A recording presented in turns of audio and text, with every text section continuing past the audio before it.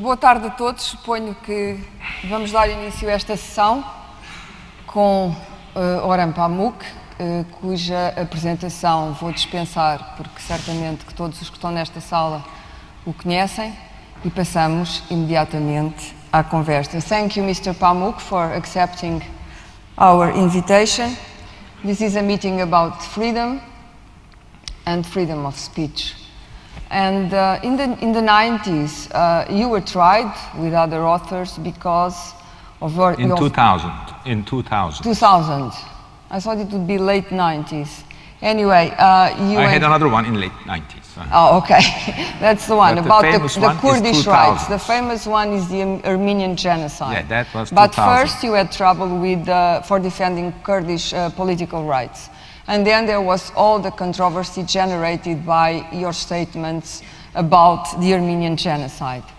Given that very unpleasant, I presume it was unpleasant experience, do you think that influenced your right Sorry? Do you think that influenced your right in any way, in the sense that you would refrain from some radical statements inside the novel, or do you feel that as an author, inside your fiction, you can do whatever you want and be as radical as you wish? The whole event, when someone like me is attacked, taken to court, had some trouble, major mainstream media doing an organized campaign against your identity, your thoughts, this or that. Of course, it's very unpleasant. It makes an effect. It has definitely some results on the attacked person. But it all depends on, but if you're I'm a fiction writer, consider myself first 99% a literary fiction writer. So in the long run of things, and in the managing and expressing your opinions, that's not that important. Your physical well-being, your psychological state, the fact that you should not be traumatized because it will not be good for your creativity, these things matter. Also, I plan my books ahead. For example, they also say, oh, you received Nobel Prize young, does that affect you? My answer, or for this kind of, for example, when all this, when we were referring to 2000s and heavy political attack on me. Some assassination attempts as well. Yes, as well. Which is not a minor detail. Does that change the course of my novel? No, because I planned that ahead. It takes, for example, I'm finishing a novel now in 6 years. And when the whole thing was starting in 2003, again, that I was already writing Museum of Innocence in the middle of it. So a novel, writing a novel is a lot of craftsmanship. So you have to be on your table, working, in such situations, in campaigns, or death threats, or pressuring you, so they will put you in jail, at least the rhetoric of it. You worry about waking up in good health, mental health next day, and write your book. Mm-hmm. In that sense, what you say in the book is not that directly influence, but let's not sugarize it. But of course, also, you watch a bit. For me, the problem was then in the worst years in mid-2000s, when they were pressuring me too much, death threats. For me, I ran away to New York. I was for a while teaching at Columbia University, but the dilemma for me was, shall I return back to Turkey, or what do I do? These were the considerations. But now that you have asked this, Orhan, you were saying this, and then you were attacked. Did this change your attitude? If we're talking about writing novels, it did not change anything. If we're talking about underlining, saying again, whatever, Armenian genocide or whatever, did I change about that? not my opinions changed, but the way I said it, I took a bit mellowed down so that they won't kill me or return back to Turkey. Or become another Salman Rushdie. That kind of thing. There is also, now that in relation to your question, there is a romantic view of free speech. I remember many, many years ago, almost 20 years ago, when I had my first troubles in 1990s, some commissioner from the United Nations came to Turkey. This person was well-meaning, an Indian, writing a report in mid-1990s about free speech in the world, and he was also much older than me, and asking sort of a fatherly questions. Mr. Pamuk, I think you have some problems, and there was something that you were saying, but now you cannot say. And I thought, because I'm arm twisted a bit, I thought, although he's writing a report to United Nations about free speech, I think he got the whole thing wrong. Not about me, but about free speech. That it's not that people have some ideas, write some fancy things, ding, suddenly some government or government institution attacks them, and they say, oh, I can't talk about that. My God. It's not like that. 99% of the cases that something is forbidden, that you don't know what to write about it, first of all. Then something is forbidden, you can't talk about that, and then there are people who want to talk about what you cannot talk about. And that's where some people push the boundaries of free speech. I want to underline this because the liberal, and I am also a liberal, but the sugary, rosy, liberal idea of free speech is that you're just saying something. And then, oh, it happens that you cannot say it and you don't say it. It's not like that. That there are, in every society, things that are not sayable. Then some people, because it's not unsayable, say it. First, you learn in your society what's unsayable. Then there are people who commit themselves to say that whatever, maybe it's not truth. It's funny you speak about the romantic notion we all have, especially when we live in free societies. We had in Portugal censorship as well, so we know a bit about that. But great writing, terrific writing has been produced along the centuries under extreme conditions, conditions of duress, persecution, prison, even torture. I'm thinking the Gulag, I'm thinking the camps, I'm thinking, you know, Latin America, all that. And we think of the names, you know, Joseph Brodsky, Pasternak, Mandelstam, all these people that have, you know, managed to produce masterpieces inside a system that suffocated or killed them. So the question would be, in the end, all a writer needs is, you know, his mind and the room. Sorry, in the end? All a writer needs would be the mind, the imagination, the intelligence, a room and a pen like Kafka? Or really, does one need freedom in order to write? Well, I think, of course, free speech is the essential thing for a decent, democratic, liberal society, even leave aside liberalism here. Free speech is essential. It is almost sacred. That I cannot think of any country where free speech is curtailed as a normal country, so forth, and so on. But you're asking, is it necessary to have free speech to produce masterpieces? I'm afraid not. Dostoevsky wrote his novels censored by Tsar, and Dostoevsky is a typical example of a writer who was a leftist in the more or less the way we understand leftism, Occidentalist, then was almost killed, arm twisted a lot, and slowly changed his opinions. And this did not affect his, quote, masterpieces. So I think for the writers to be able to have a nice room, a room of Virginia Woolf's of one's own. Some economical freedom counts. This is important. A measure of comfort. Depending on the country. For example, I can say that for a Turkish fiction writer, a room of one's own, that you don't worry for 12 months for writing a book,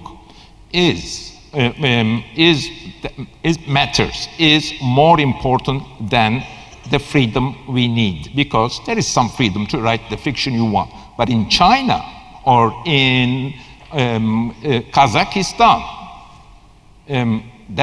you need freedom in the sense that you cannot publish what you write. You cannot, you may have some economical means or this or that, but you may be extremely talented producing masterpieces, but no one is publishing that. This happened to, for example, now you're referring to Pasternak, that you're publishing them outside of your country, then I would choose, wow, that person needs freedom to publish, freedom to express. So when you say we're talking about freedom, I love sugarizing freedom, romanticizing, and once you say freedom, I'll say, wow, I'll line up with the guys who are shouting freedom, freedom, freedom, freedom. But then there are so many freedoms. Economical freedom, freedom to speak, to enjoy your language, freedom to express, to criticize the government, sexual freedom, freedom to run away from your family. Till 1990s, we Turks had also did not have the freedom to get your passport. You could only get your passport if you are not criticizing the government. Everyone has their register, and if you open your mouth, you're not going to go to jail. Of course, if you're radical, you go to jail too. But you just criticize. You just criticize the government. They register you. You apply for. Oh, you have some $50. You want to go to Paris for the first time? You cannot. You'll never get. This is another freedom to travel. There are so many freedoms, and it's a whole package. And I think what we should be discussing, and we should see the future of humanity, that humanity is not always demanding. Yes, they are demanding on paper in a romantic and idealist way, that we demand all freedoms, but practically it's not happening. Sometimes, and this is really what worries me, that now that there's a boom in Asian economics, you see that lots of people, also in Turkey, would prefer economical freedom, that you make more money, that you live in a society where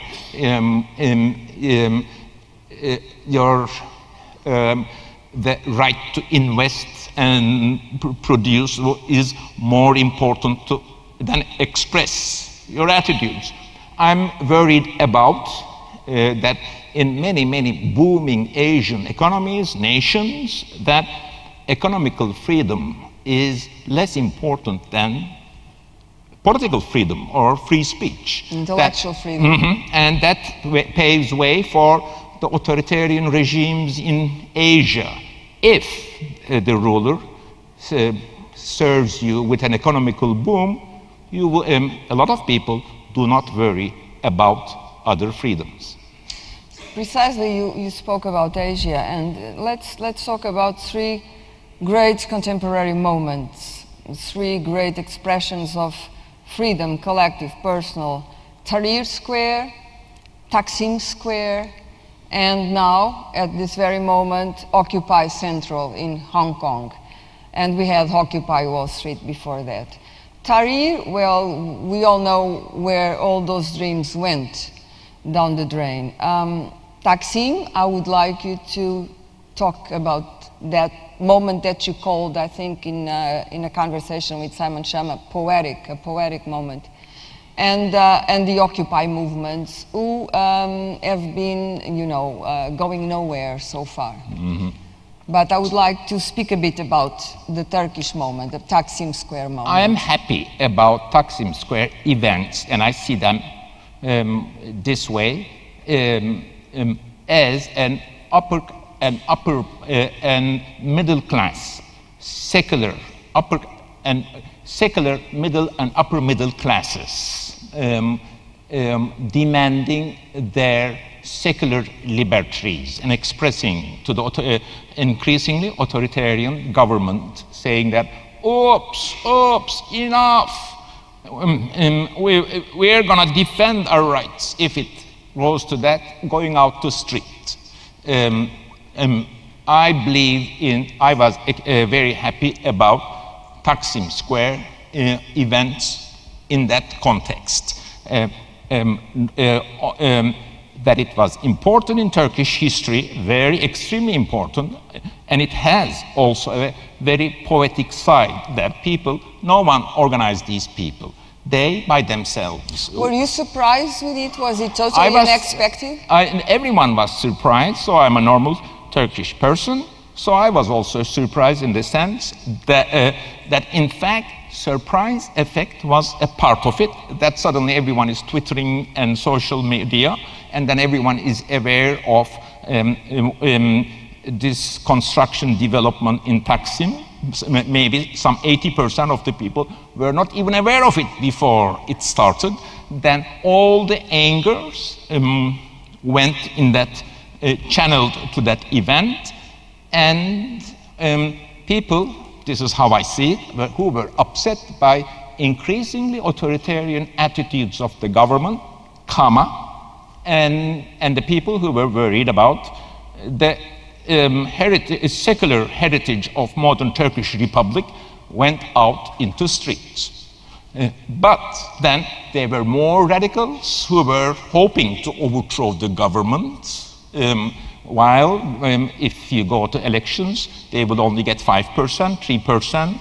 There were people who were hoping to change and romanticizing, helped by the international media, romanticizing the power of that event. I did not believe that romantic vision of Taksim Square events.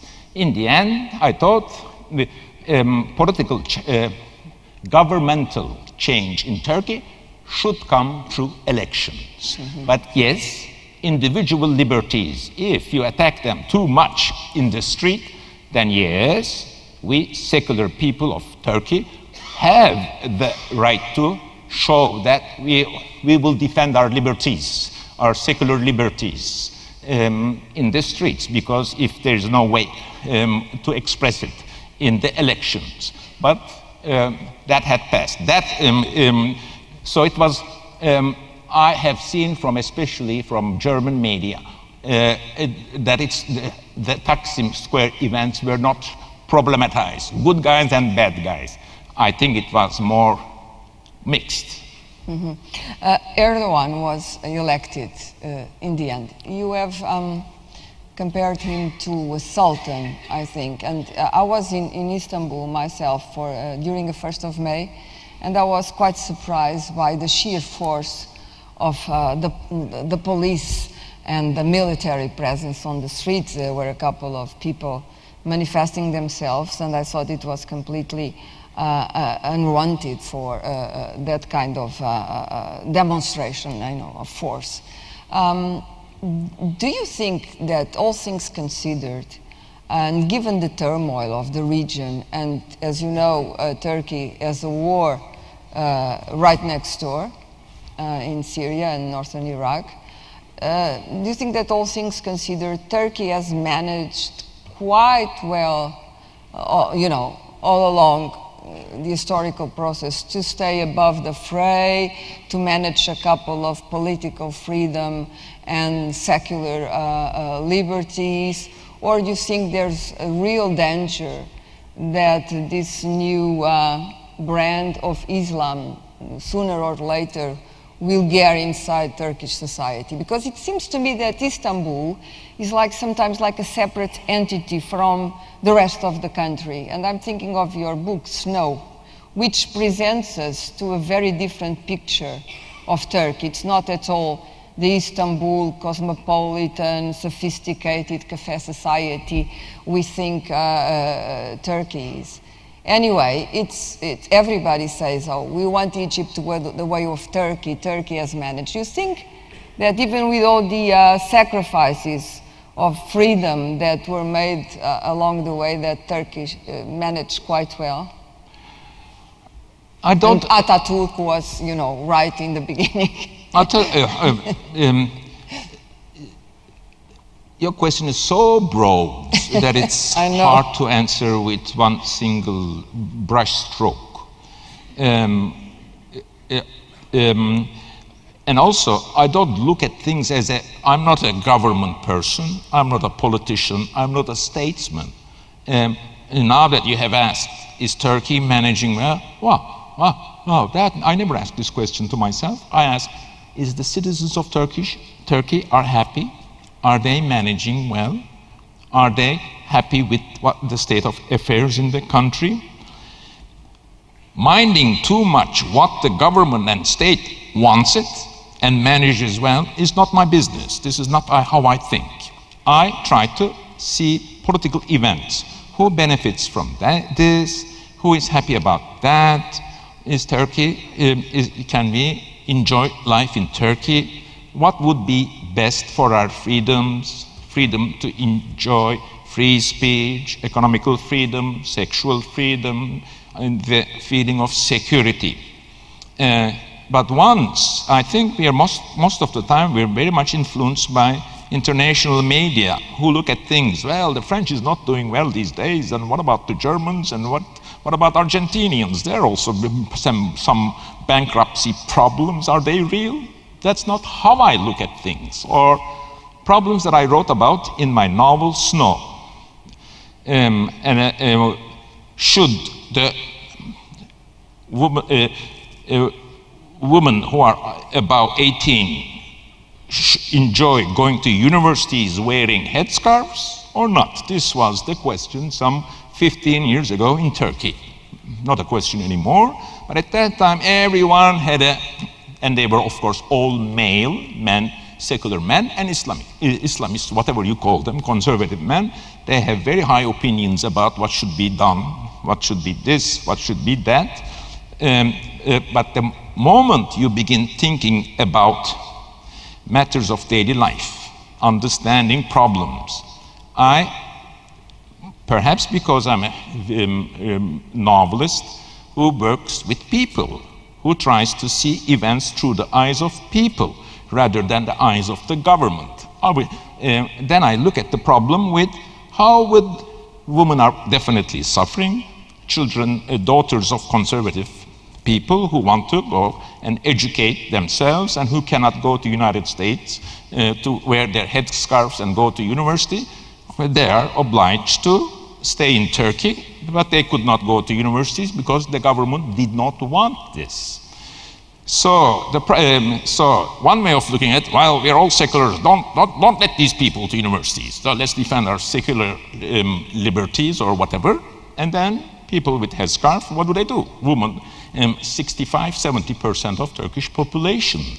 I don't want to continue with this example, but we have to be able to see all these problems, not in terms of government, fate of the states. Comparing French are doing fine, but is Turkish managing itself? But see the problems through the eyes of men in the street or women in the street. Could you live abroad? Could you exile yourself?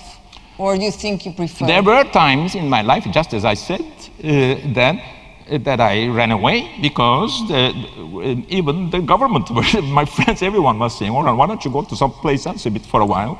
Because it was less risky. I read something you wrote about New York and you experiencing, it's a wonderful essay where you sort of describe the whole thing by saying that there's a smell of cinnamon buns from a cinnamon shop, and it's all fake. The cinnamon smell is completely fake. It's a great text, and I never forgot it because it sort of describes a bit of the American society. But I always felt that you're not completely happy there. That's not your place. Not really. Because you are a displaced person. Everyone who is displaced is a bit upset, but it's also enriching. Now, for example, on Monday I'm flying to New York because I'm teaching at Columbia University. I am very happy that one semester each year I teach at Columbia University and I spent 8 months in Turkey. Exile is also another romantic, like freedom subject. Very few of the real exiles or political exiles. Say James Joyce went to Trieste writing Ulysses. He was not a political exile. He was at most partly economical exile, partly he resented the parochial view of middle class Irish in Dublin intellectuals didn't want to live there, that I understand. But I respect, I have so much sympathy for people who actually, I have met many Middle Eastern, Iranian writers, Arabic writers, who just, or Chinese writers, who are even using English because they cannot write, they can write very well in China, but they cannot publish. I care about, I identify with these people. Economical exiles, romantic exiles, just because you resent your middle class intellectuals. A lot of people change their, go to other countries because of that. I have also a lot of respect for this sort of poetic exiles. But in the end, in the long run, what matters that some people cannot write and publish in their home countries. Free speech, freedom is all about that, and that's what we should focus. Today, I can stay in Turkey 12 months a year, and I don't want to romanticize because I'm just happy I'm going. But I'm going to New York because I'm happy being there. But at the beginning, I accepted the university jobs they offered me. Also, all my friends were saying because it gave for physical protection. Because I can only survive in Turkey with 3 bodyguards in 2008 and 7. It's not like that anymore.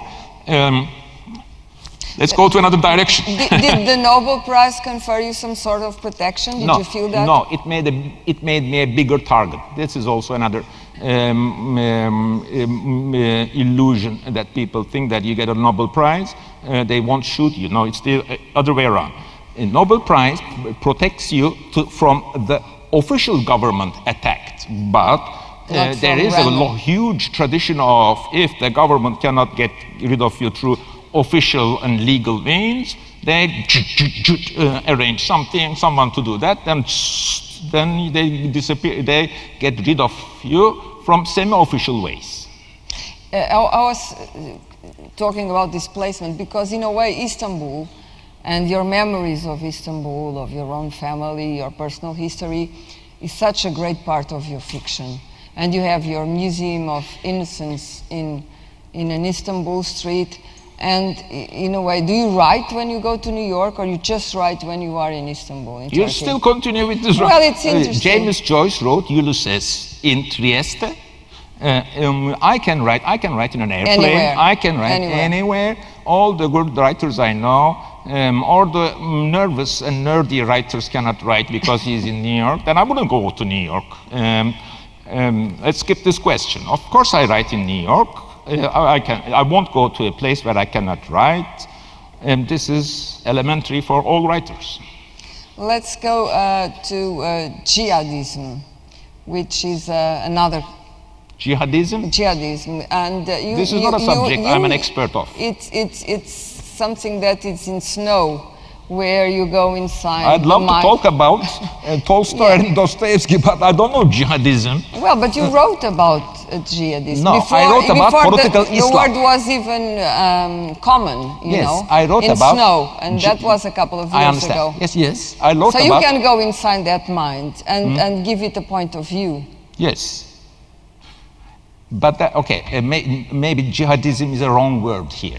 You have to say political Islam or Islamic fundamentalist terrorists or terrorism using Islam as a... This I understand, and I wrote about it in my novel, Snow.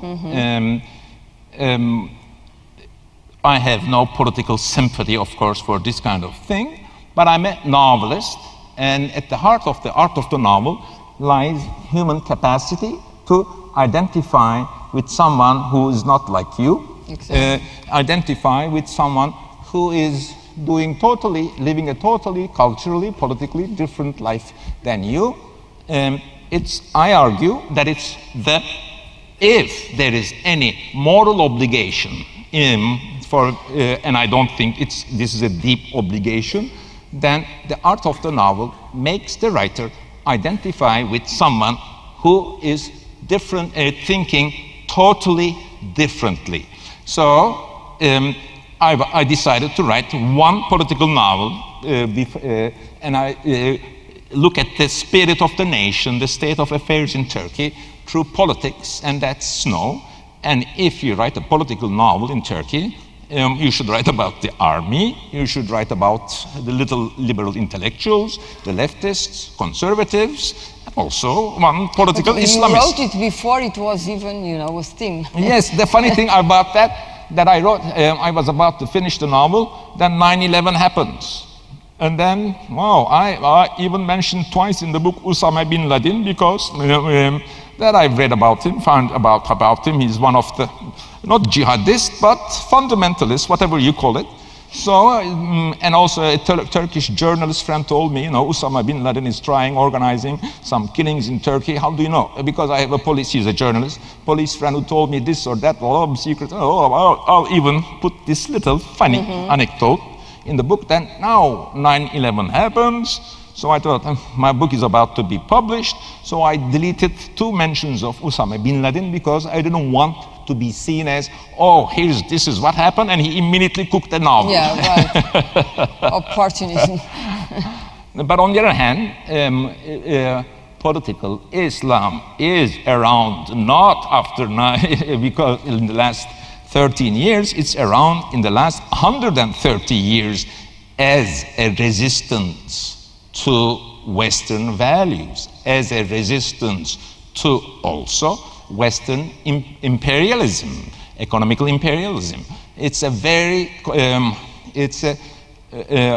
it's not easy to get out of these intellectual problems. You have to understand the resentment of the people, Western value, resentment of the people when it comes to Western values. Then you have to also respect your own private views. I dramatize these dilemmas in my novel, Snow. My character in Snow, I feel a strong affinity with him. What are his problems? He believes in Western, like me, Western liberal values, rights of the minorities, free speech, rights of women, so forth and so on. Also, he believes in democracy. He also believes in being respectful to people's rights and choices. And slowly, if you continue in this way, people doesn't want those liberties. He wants to share the communal values of, quote, his people, while he sees that people do not much care about these values. He wants to belong to the community. He wants to enjoy the community of the people, of course, while he sees that he has to be a bit religious, or at least be a part of a religious activity, which he doesn't believe in. So, believing in Western values, cherishing them, romanticizing them, I like all that. But what is more important is to be able to survive in your own country with these ideals, make these ideals, participate them, shared by the rest of the community, engage them with the people. I'm going to quote you. When you accepted your prize, you made a speech where you talk about the feelings of people who are left outside, who have feelings of worthlessness, who are, the good for nothing. And some of these young people in our Western societies are going now to fight in Syria with with ISIS or ISIL or whatever you want to call them. And I was bewildered by one of the answers one of them gave, saying, well, it's better than cinema and the shopping mall. And do you think that has to do with these feelings of, you know, these young guys who are not even Muslim, converting, going to die in some desert or in some drab place? You think that has to do with what you said during your novel speech about people being, having the feeling of being left outside? The population of the world is around 7 billion people, and of this, 1 billion or 1.5 billion, depending on the definition, is living in Western societies. The rest of the world is living more or less in non-Western world or in places where they feel that their culture, their history, their stories, their anger, their resentment does not have much value in the state of affairs, in the major decisions that the world, in the history. When I wrote that, one of the main problems of humanity is these feelings of inferiority and sensitivities about your sacreds and culture and your voice and your national identity, your own identity is not respected. I refer to that. I also, living in Turkey, in a way, really simplistically put, between European Union in Europe or in Europe, and also in Asia, I think that I am very lucky in that I have one food in one world, another food in the other world, and really that feelings that it's obvious for me that a regular citizen of, say, Western civilization is more happy about his or her identity, that doesn't feel humiliated because of that his culture, civilization is not put on the pedestal, while the rest of humanity is worried that either their communal or their governmental or private voices are not heard enough. Let's put it even more simply, that they are not important enough. Yeah. That it's not, if you read Dostoevsky, you understand it's not only bread that counts, it's also your dignity, the way others treat you.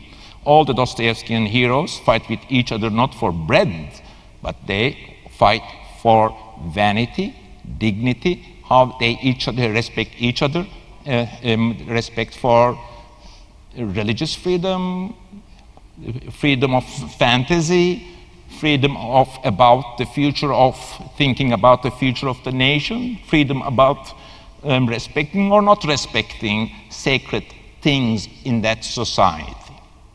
You decided to write books, novels very young, and you started very young, and you sort of becoming a painter, and then decided, like the Monty Python say, for something completely different. Why did you feel that you were a writer? Because I'm asking this because of your Museum of Innocence, which strikes me as a very artistic creation. At the same time, there's something of the artist in there.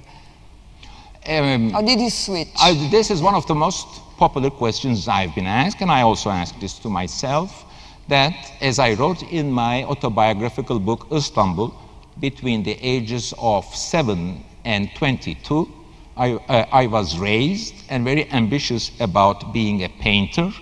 Suddenly, a screw is loose in my head, and I stopped writing, painting, and with the same intensity, in 2 weeks, switched to writing novels, and from then on, I'm writing. And I'm writing novels for the last 41 years, by the way.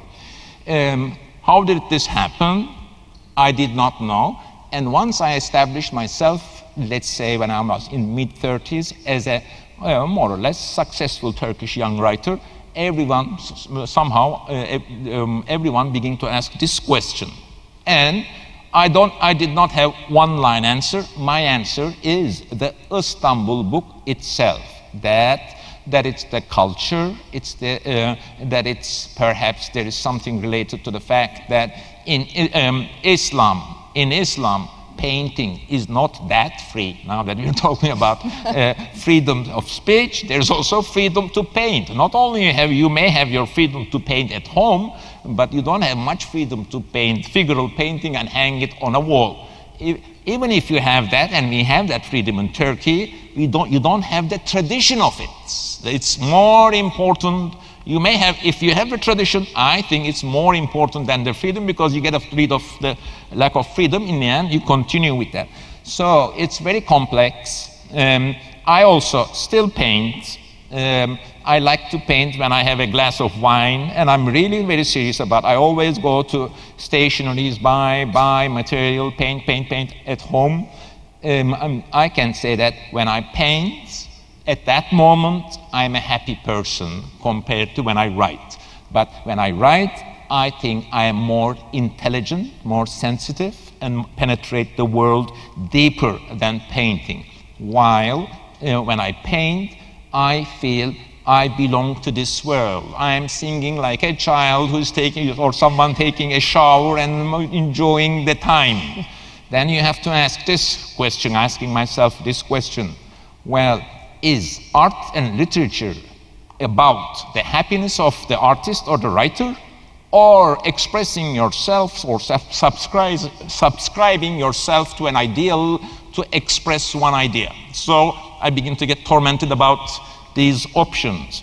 No, I don't think there is a solution to this. This year, next year, now tomorrow I'm going to Monday I'm going to New York. Then in December, and I finished a 550-page novel, and I'm working intensely so much that every time I'm saying, oh, after I finish this novel, I'm going to open an atelier. Meaning I will get more serious about painting, will perhaps hire assistants and produce the works of art I want to, only following my own humors. That's freedom. That's freedom. That's freedom. Yes, because I have now the economical freedom to do so. And I will not also, I will not be also worrying about selling my whatever I have. In fact, when I was finishing Museum of Innocence, not as a novel, the Museum of Innocence was conceived simultaneously, both as a novel and also as a museum. But you started the museum, and that's what bewilders me. Before the novel was written, yes. You were already collecting. Yes, because objects. I had this idea. It was a project, more or less. I'll write about the story of a fictional family and exhibit all the objects or the images associated, all the pictures, photographs, films, identity cards, all the things that a regular citizen of Istanbul is using between the second half of 20th century. So all the objects, a sort of a mini city museum of second half of 20th century. This is what Museum of Innocence. But it's also intertwined with a story, a novel that I wrote. At the beginning, the idea was to open the museum the same day, publish the novel, and the form of the novel would be annotated museum catalog, and where the annotations are manipulated in such a way that you can read it like a novel. If you have long annotations, and if you carefully put them in a line, and you don't need images. This was the beginning. This was the conceit. More or less, I achieved it in a longer term. First, I realized that I have to... So you were storing the objects, and then you went look for a place... In fact, the word I used for story, I buy this. Wow, this will be nice in the hands of one of my characters. But somehow, if the story touches it, I used to say, swallows this object, then I put it, describe it, look at it, and give it to the hand of the character, then later exhibit in the museum. But there are sometimes objects that I bought, but none of my characters liked it, or the story didn't swallow it. I have some of these objects. In the end, the first object of my collection was the building. Once you buy the building... Oh, the building was the real thing, the first thing. Yes, first I bought the building. Once you buy the building, then the family would live in that neighborhood. Once the family lives in that neighborhood, the quality of that neighborhood also determines the lives of the characters. Once the life of the characters are determined by these objects, then there are also some particular objects, these kind of people that can use them, so forth and so on. So I was buying or collecting. You don't buy old I exhibit old toothbrushes in Museum of Innocence. No one collects old toothbrushes. You can buy them in flea markets. So I was making a museum not only for collectibles, but for every single possible object in our daily lives. Do your characters, the love story characters, have faces for you? Definite, complete faces? No. In fact, I forbid my publishers to publish any face on the cover of the books, and I never describe like Emile Zola or late 19th century novelists. His description of face descriptions are fake. I don't like them. Okay, we'll now go to the people in the room. We'll have 3 questions, if you don't mind. Yeah, sure, we have 11 minutes, I see here. From our public. And vou perguntar às pessoas, então, se querem... Há 3 perguntas, temos tempo para 3 perguntas. Se querem fazer uma pergunta a Orhan Pamuk.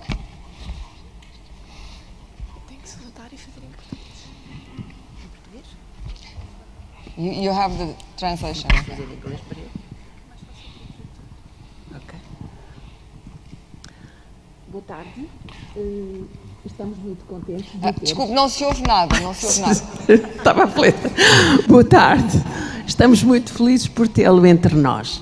Eu ia colocar a questão em inglês, mas pediram-me que o fizesse em português. A minha questão é esta, que traços principais, que aspectos principais da escrita do seu saudoso pai acha que herdou de alguma forma ou transferiu para a sua ficção? Muito obrigada.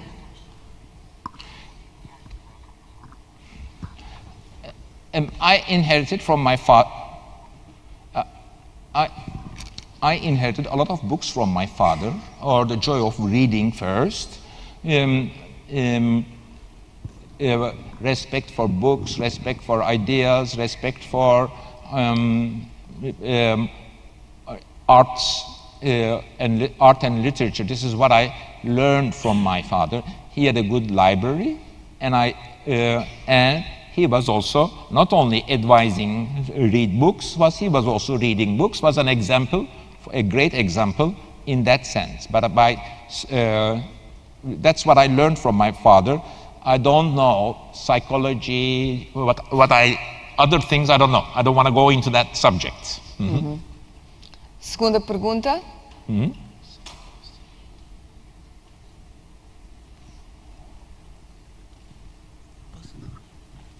Aqui à frente.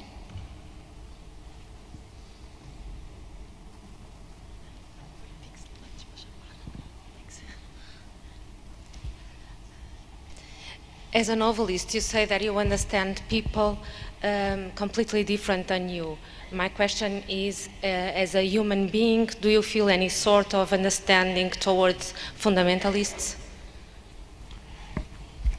Maybe I'll repeat myself. Politically, I don't like Islamic fundamentalists' political attitudes. Most of the 90%, 95%, they're authoritarian and discriminating. But on the other hand, as a novelist, it may be an Islamic fundamentalist terrorist, it may be a Christian fundamentalist terrorist, it may be whatever, that I feel obliged, if they're living close to me, if I'm reading about them, if I'm seeing them around, then as a novelist, if you're writing about this person, you have to write it accurately. Then you have to see the logic of his behavior, his or her behavior, and that is, in a way, understanding. But understanding is not sympathizing. Understanding is analyzing, seeing the forces and powers that form that person. Understanding is not legitimizing, but seeing in your eye how that person, machine, entity works. What are the things that produce that person, that machine, that social mechanism? Terceira pergunta.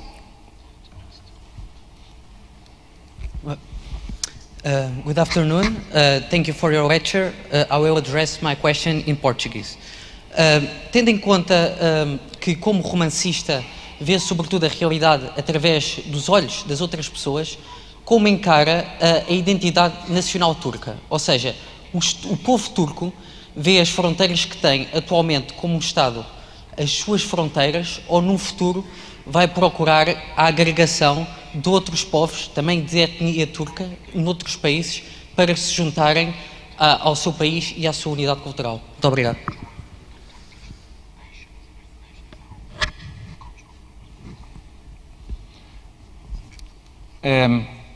Again, these are other nations, Turkish people in other nations changing the map. These are not my subjects. This is not how I look at the world, and I also don't see anything that is triggering this question in what's happening in Turkey or Middle East. Maybe we'll have another question. Quarta pergunta. Boa tarde. Num dos últimos livros escritos por Paul Theroux, Comboio Fantasma para o Oriente, ele visita Istambul e conhece Pamuk, e ele conta neste livro a sua visão de Istambul e como ela é muito diferente da sua, que é nativo da Turquia. E eu gostava de lhe perguntar como é que a viagem é uma oportunidade para o homem de conhecer a liberdade, de se confrontar com ela ou talvez ser refém dessa viagem. Obrigada.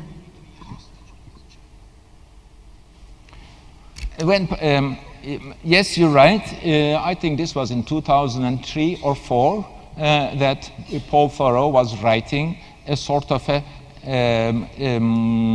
follow-up to his earlier book about a great railroad something, that he went a long trip from London to the other end of Asia. So he was revisiting that book, and then when he was in Istanbul, he got in touch. We had some dinner later.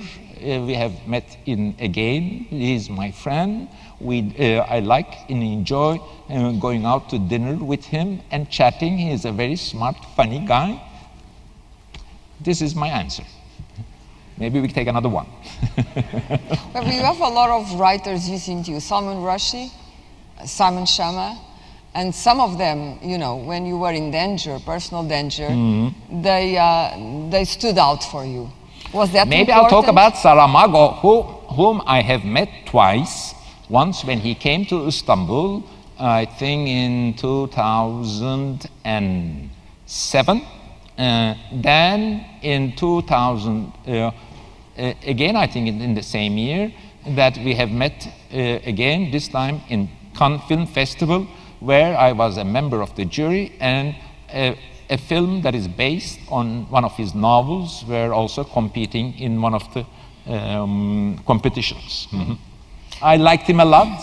He was a fatherly figure. I liked his humor. I liked the way he carried his fame around and his chattiness and ease. I respected and liked him a lot.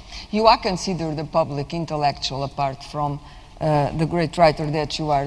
Do you feel comfortable in that role? It's almost like an extinct species, the public intellectual.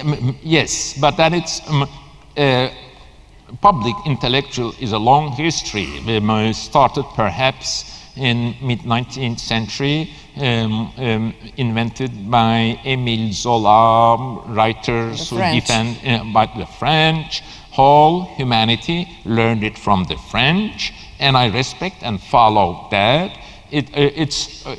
Sometimes you may not like this because it may also curtail, it may kill the child in me. I think I am a writer also, possibly because I don't, fictional creativity, inventing things, do not go well with responsibilities, national, political obligation to defend people who are not enjoying life, obligation to defend free speech, freedoms. We have to do that. But then that also requires a determination, self-imposed discipline, what to say and what not to say, because you have to also be surviving. And that is, more or less, you have to have the muscles of a diplomat. But once you have the muscles of a diplomat, the playful child in you who wants to write everything, play around and be inventive, is belittled, is not respected enough. I don't have the spirit of a diplomat. My creativity and my whole writing is based on the little child in me, which I thank God I managed to protect him and will continue to protect him so that you read my books in future.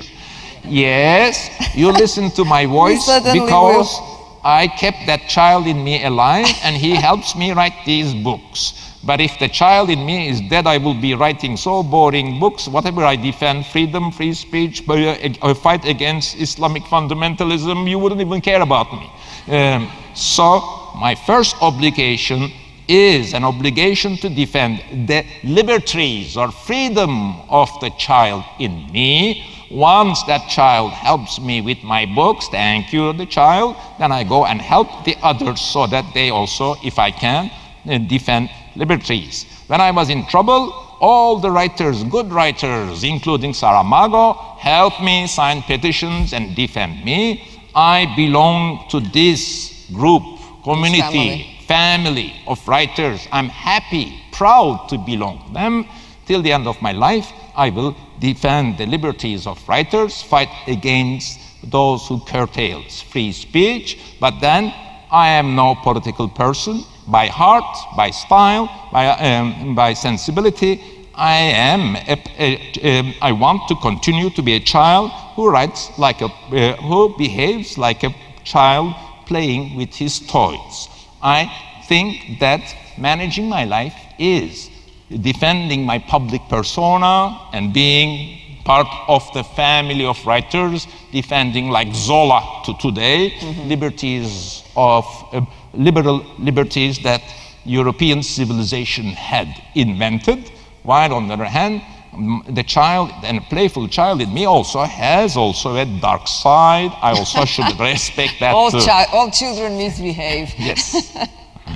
Okay, we're done with our time. Thank you very much, Mr. Pamuk. Long live the child in you. We certainly continue reading you. Thank you very much.